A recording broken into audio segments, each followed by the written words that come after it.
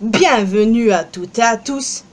Je suis Marius, j'espère que vous allez bien.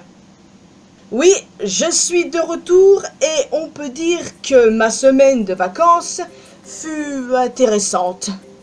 Mais toujours est-il que je vais avoir beaucoup de boulot les semaines qui vont suivre.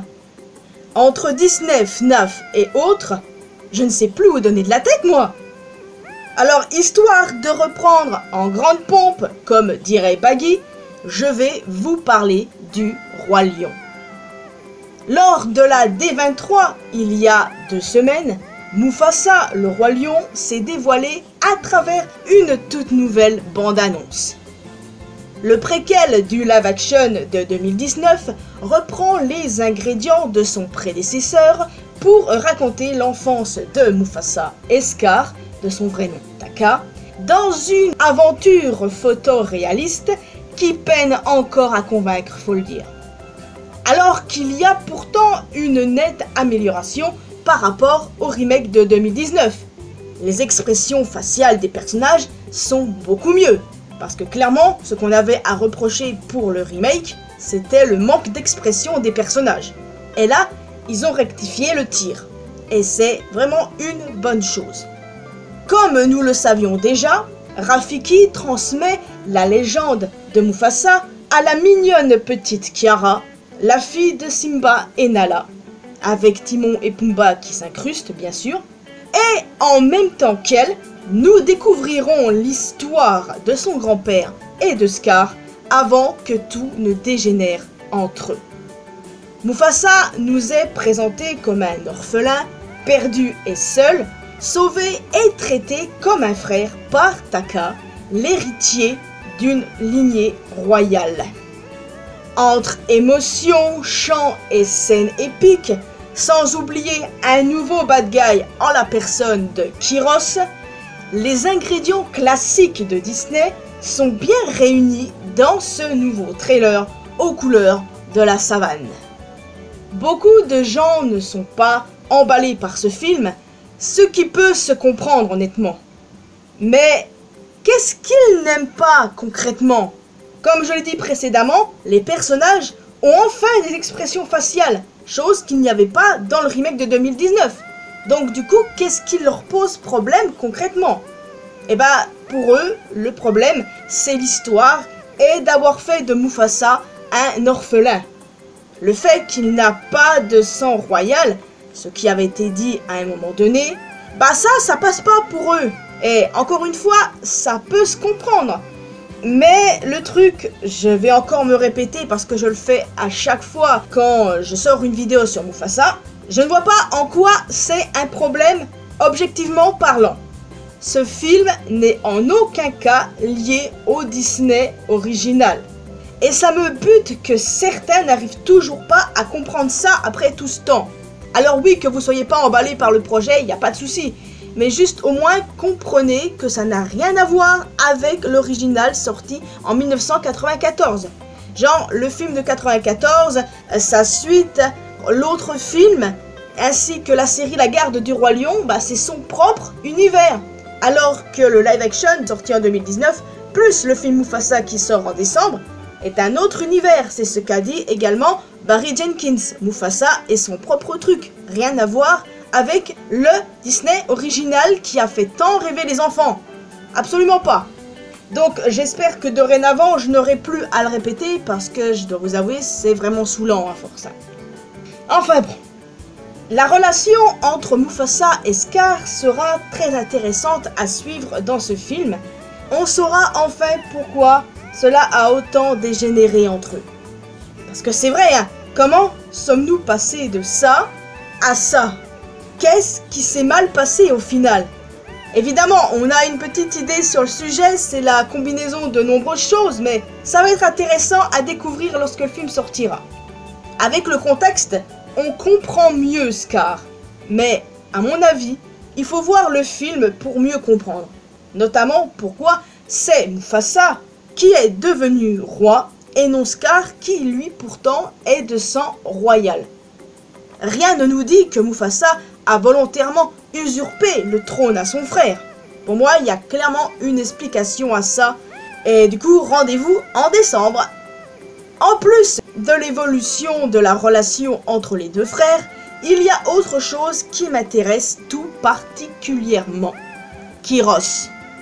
Vous le savez, j'adore les méchants, et celui-ci, je suis sûre et certaine que je vais le surkiffer. C'est un magnifique lion blanc qui a pour ambition de devenir le seul roi lion. Vu ce que nous a montré le trailer, il a clairement tué Obasi et Ishii, les parents de Taka. Certains fans théorisent même qu'il a tué Masego et Afia, les parents biologiques de Mufasa, et que ce dernier le fuyait lui et sa troupe avant de faire la rencontre de Taka. J'avoue que ça pourrait se tenir pour le coup.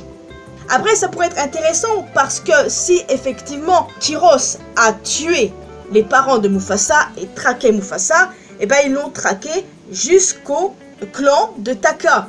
Et donc du coup, la mort de ses parents pourrait être une des raisons pour laquelle Taka en veut autant à Mufasa, puisque Kyros en avait après Mufasa. Mais pourquoi en aurait-il après Mufasa? Parce qu'il est clairement dit qu'il n'a pas une goutte de sang royal. À moins qu'ils ont changé ça entre temps, mais ça m'étonnerait.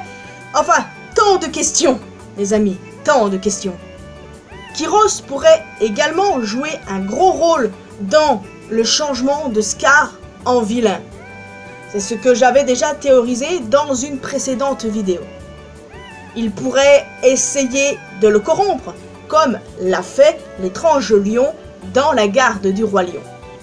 Que j'ai appelé Kyros d'ailleurs, c'est comme ça que j'ai eu envie de l'appeler par rapport du coup au casting qui est sorti il y a plusieurs mois. Et du coup j'ai vu le nom Kyros, je me suis dit bim. Ouais, parce qu'il me fallait un prénom en K et celui que j'avais trouvé à l'époque ne me satisfaisait pas. Et j'avoue que Kyros lui irait bien, parce que Kyros signifie seigneur. Bon voilà, c'était une petite parenthèse. De plus, j'ai aussi pensé que ça pourrait être lui qui a donné à Scar sa cicatrice. Non mais regardez un petit peu ce screen les amis.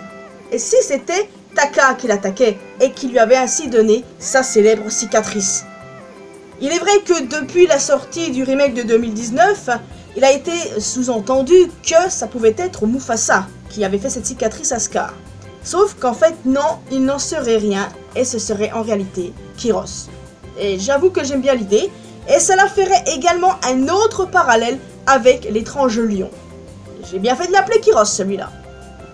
En gros, ce méchant me plaît déjà beaucoup. N'oublions pas que c'est Mads Mikkelsen qui lui prête sa voix. Mads Mikkelsen, Hannibal, Grindelwald.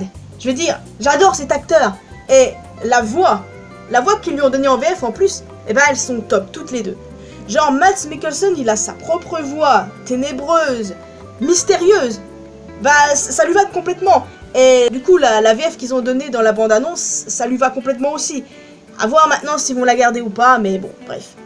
En tout cas, j'ai super hâte de voir ce méchant à l'action. Évidemment, il va clairement mal finir, il va se faire buter. Mais je suis sûre et certaine qu'il va avoir son rôle à jouer dans la descente aux enfers de Scar. Donc, en plus du méchant, évidemment, j'ai hâte de voir comment les deux frères vont rencontrer Sarabi, parce que Sarabi sera dans le film. J'ai aussi hâte de voir comment ils vont trouver la Terre des Lions, alias Milele. C'est le nom qui a été donné dans un premier script, me semble-t-il. Donc à voir s'ils vont garder le nom là ou pas, ça reste à suivre. Et surtout, évidemment, hâte de savoir si l'on aura une suite ou non. Alors, théoriquement parlant, on devrait, parce que Barry Jenkins a dit, oh, ça remonte à un moment déjà, et j'en ai déjà parlé, qu'il comptait faire un univers cinématographique autour du Roi Lion. Pas forcément lié au Disney original, mais plutôt au live-action sorti en 2019.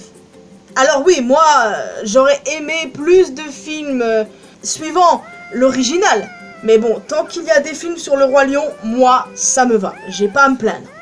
Et puis ouais, Mufasa, bah, je sens que je vais le kiffer, quoi, pour de vrai. Franchement, j'irai voir ce film, hein, soyez-en sûrs. J'adore le Roi Lion et je suis grave intéressé. Moi, j'étais déjà convaincu de base, hein, honnêtement, avec les expressions faciales et tout. Mais je le suis encore plus avec ce nouveau trailer. Par contre, ceux qui disent « personne ne regardera » et qui seront les mêmes qui iront quand même le voir lors de sa sortie, pour critiquer sur les réseaux sociaux et sur YouTube, pour faire des stats, et bah eux, ils ne me gâcheront pas mon plaisir. Alors libre à vous de boycott si vous voulez, mais les gens comme ça, je les supporte pas. Si vous voulez pas voir le film, bah juste n'allez pas le voir. Si vous allez juste le voir pour critiquer après, c'est n'importe quoi. Moi, je les comprends pas, les gens-là, et il y en a beaucoup. Autant les gens qui veulent donner sa chance et qu'après qui n'ont pas aimé, autant je peux comprendre. Mais ceux qui disent, bah ça va être de la merde, mais qui vont quand même au cinéma, ça c'est du foutage de gueule, désolé. Vraiment, c'est le genre de personne qui m'énerve le plus, ça. Enfin, ils ne cacheront pas mon plaisir et j'ai bien fait de ne pas écouter ceux qui critiquaient Kung Fu Panda 4. Au final, c'était une bonne surprise pour moi. Voyez, faut pas se fier à ce que racontent les gens. La plupart du temps, c'est que de la merde. Ouais, et après ils viennent te dire que t'as des goûts de chiottes. Bon, comme je vous l'ai dit, la bande-annonce m'a encore plus convaincu et puis vivement sa sortie en décembre. En tout cas, ce fut une D23 au top avec Mufasa, Zootopie 2, Vaiana 2 et également l'annonce d'un film Les Indestructibles 3. Bon, il y avait des rumeurs, ça a été confirmé et c'est vraiment cool parce que Les Indestructibles, ce sont vraiment de bons films. Et ouais, il y a des tas d'autres choses.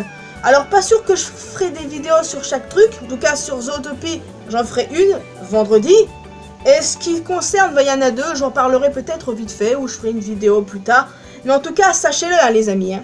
J'ai un long programme pour les semaines à venir, hein, parce que voilà, avec tout ce que j'ai à rattraper, donc oui, FNAF, Into the Pit, Disney, My Hero Academia et des tas d'autres trucs, les gars, je vous assure, ça va être compliqué.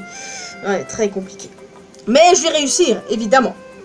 Donc voilà les amis, je vais vous laisser ici. J'espère que vous avez apprécié cette vidéo. Qu'est-ce que vous avez pensé de ce dernier trailer?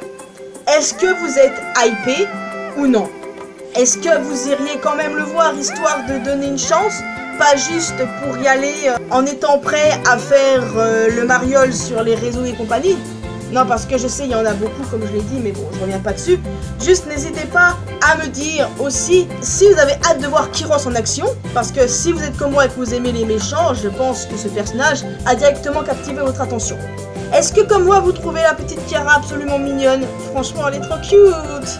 Et puis, Scar et Mufasa. Ça vous a pas fait mal au cœur, vous, de voir que Mufasa et Scar s'aimaient? Non, parce que quand tu penses à ce qui s'est passé ensuite et savoir qu'avant ils s'aimaient, ouais, ça fait un pincement au cœur. En tout cas, n'hésitez pas aussi à partager vos théories. En plus d'un commentaire, n'hésitez pas à laisser un petit pouce bleu, ça fait toujours plaisir. Vous pouvez me retrouver sur mes réseaux sociaux, les liens sont bien évidemment dans la description. Et le plus important, abonnez-vous à cette chaîne ainsi qu'à ma chaîne secondaire pour qu'on puisse se retrouver dans une prochaine vidéo. Et n'oubliez pas d'activer la cloche notification. Bye bye.